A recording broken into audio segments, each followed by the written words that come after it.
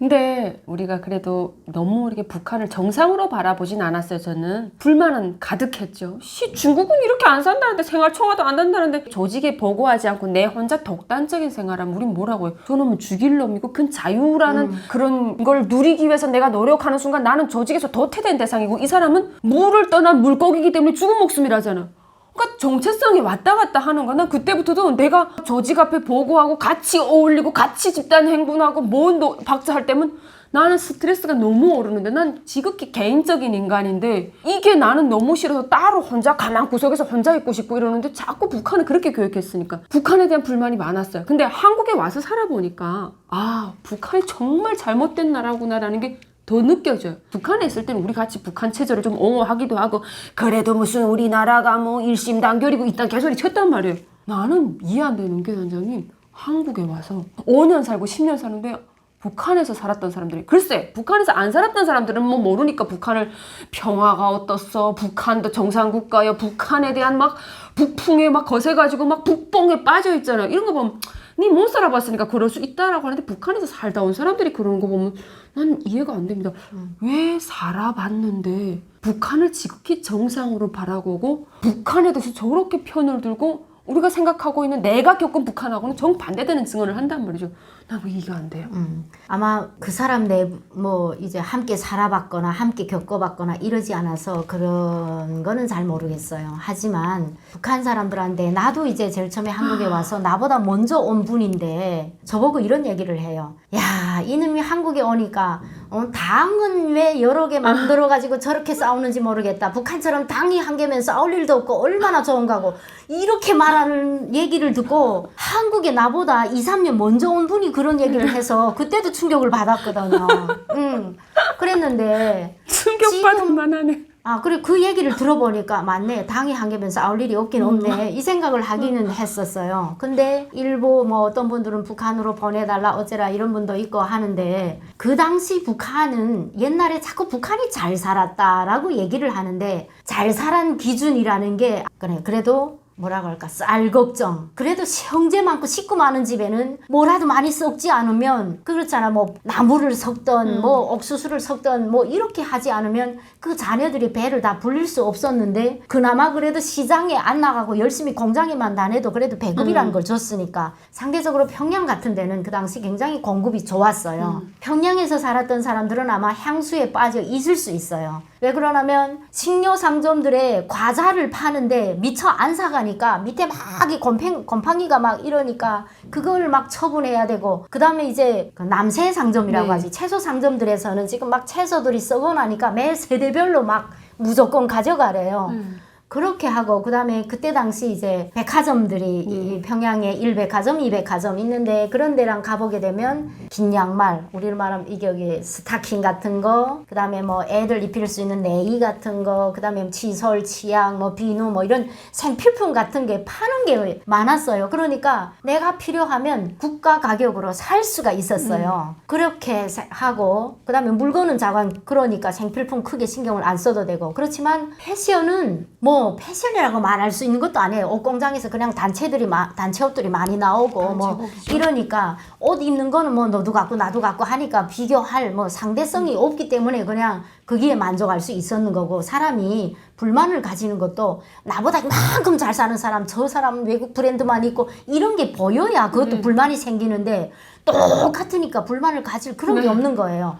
그 다음에 평양에 올라가서 보니까 이제 주타가서라는 게 있어요. 그러면 월요일 날 갖다 맡기게 되면 토요일 날 애들을 데려오고, 일요일 날 하루 재우고 월요일 날 가요. 그러면 부모들은 자녀들, 애들 걱정을 안 하고 그 직장에 출근할 수 있었어요. 그 다음에 뭐라면 평양에 박공장이라는 게 있었어요. 빵공장, 박공장. 아침에 가다가 이제 통에다가 출근하면서 박공장에 갖다 쌀 맡기게 되면 퇴근할 때 이제 나는 뭐 빵을 해달라, 떡을 해달라, 밥을 해달라라고 하게 되면 그 주문한 대로 만들어 놔 주거든요. 퇴근길에 그걸 딱 들고 올라오면 돼요. 내가 오늘 빵 먹고 싶다, 국수 먹고 싶다. 그걸 이제 밀쌀을 가져다 주면 그렇게 가져오면 되고, 쌀을 맡기면 떡을 가져오던가 뭐 밥을 가져올 수 있어. 야, 호랑이 담배 피울 때 소리네요. 그래, 못 들어봤어요. 진짜 이거는. 그렇지. 그다음 이제 식료 상점에 가면 반찬을 놓고 팔았어요. 반찬들을 지금도 생각나는데 이제 무슨 그 생선찜 같은 것도 있었고 뭐 가지나 반찬도 있었고 그다음에 이제 뭐 오이 반찬들도 있었고 이렇게 쭉 반찬들이 오늘 우리 대한민국의 반찬 가게들처럼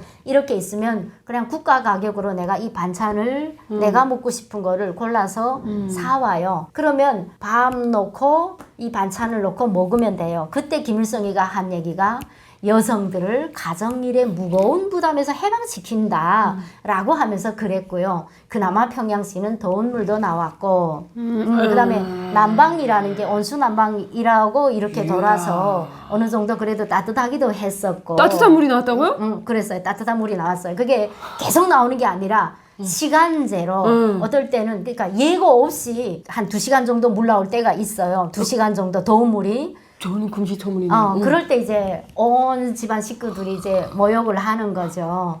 이렇게 되고 나니까 그때 그 시절에 살았던 사람들은 그러니까 그 땅에 대한 향수라는 게 굉장히 많이 젖어 있는 거예요. 그러니까 그래서 평양에 대해서 너무나 좋았다라고 얘기를 하고 무상치료 하는 게 있잖아요. 그러니까 병원에 가게 되면 그때는 정말 이렇게 그러니까 돈 일전 한 푼 안 받고 그래도 의약품이랑 이렇게 있는 거로 그래도 치료를 할 수가 있었고 내가 치료를 받을 수가 있었고 이런 시스템이 됐고 또 그 당시는 또 공부를 잘하는 애들이 평양에랑 뭐 올라와서 공부를 하거나 이렇게 하게 되면 국가가 그래도 어느 정도 식량 공급이라든가 이런 걸 하기 때문에 애들이 그래도 공부를 할 수 있었어요. 정말 돈을 안 내고 그리고 교복을 다 내줬잖아. 뭐 필통도 내주고 뭐 다 내준다고 하지. 근데 우리 때는 김일성 뭐 60주년 때 뭐 이렇게 할 때 보면 정말 많이 울면서 사랑의 선물이란 걸 받았거든. 왜 그러냐면 머리끝부터 발끝까지. 그런 머리부터 발끝까지 다 속옷까지 다 거기다가 이제 가방 안에 필통 뭐 아무튼 다 선물로 주니까 그 부모님이 없거나 양부모 중에서 누가 한 분이 없거나 이런 애들은 선물 받은 날 그렇게 감격의 눈물을 흘리니 그들이 바로 나라를 받드는 데서 가장 중요한 충성분자들이 되는 거예요. 그러니까 평양 사람에서 살았던 사람들은 그때에 대한 이런 환상이 좀 남아있고 그래서 북한이 잘 살았다라고 얘기하지만 대한민국이 잘 살았다라는 이런 기준과는 너무나 다른 거죠. 그러면 북한은 그 일제가 만주를 침략할 목적으로 북한을 완전히 하나의 교두보로 생각을 하다 보니까 그리고 그 땅에 또 자원도 좀 있고 하다 보니까 수력 발전소 같은 것들 뭐 그다음에 이제 자원이 많다 보니까 이렇게 금강들 여러 가지 이런 광산들이라든가 북한은 그걸 6.25 끝나고 나서 그 재빨리 그걸 활용을 잘 했던 거죠. 그러니까 이런저런 조건으로 인해서 사회주의 계획경제의 약점이 살짝 커버된 채로 북한 주민들은 그 당시 살았던 사람들은 아마 환상을 가질 수밖에 없는 거죠. 자유가 없이 산다라는 이런 것에 대한 개념 자체가 전혀 없었기 때문에 자유의 맛이라는 걸 본 적이 없었기 때문에 그걸 그냥 숙명으로 그냥 사람 사는 게 다 이런가 보다. 그런데도 더 중요하게는 우리는 위대한 수령을 모시고 있기 때문에 세계에서 가장 행복한 나라다 하고 교육을 하니까 인간은 그런 착각 속에 사는 이런 동물이다 보니까 그냥 그렇게 적응을 하면서 사는 거죠. 아이고 나는 야 그래도 북한도 정상이라 그러고 북한이 좋다고 자꾸 얘기하는 거 보면 이해는 좀 안 갔었는데 오늘 또 이야기를 듣고 보니까 옛날에 지나간 쌍팔년도 이야기. 한국은 제가 이미 한국에 와서 13년이 돼가고 있는데 무궁한 발전을 이루어가지고 지금 제가 스마트폰이 없을 때 들어왔단 말이죠. 막 보급이 되는 시점에 들어와서 저는 폴더폰을 썼어요. 근데 스마트폰이 생기면서 우리가 쿠팡이 생겼지 뭐 쇼핑 해가지고 다음날 오는 시스템이 생겼지 한국의 발전은 이렇게 그야말로 기하급수적으로 올라가는데 옛날 80년대 소리를 아직까지 하고 있다는 게 아이러니하네요. 네. 조금 이해됐습니다. 그들이 왜 북한이 좋다고 자꾸 이야기하는지.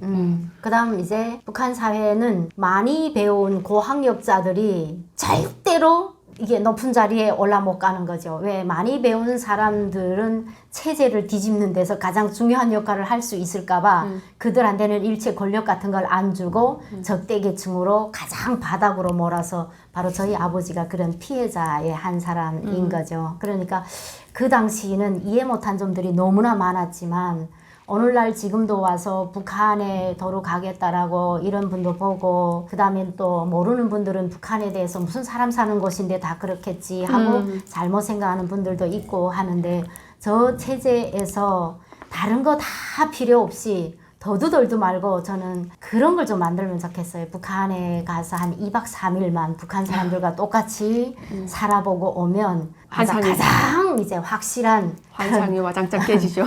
그런 답이 아닌가 이런 생각을 참 많이 하게 되는 것 같습니다. 네, 오늘 좋은 말씀 해주신 우리 단장님께 감사한 인사를 드립니다. 네. 여러분 오늘 영상 주제는 그럼 여기까지 할게요. 네, 감사합니다. 시청해 주셔서 감사합니다. 네, 감사합니다.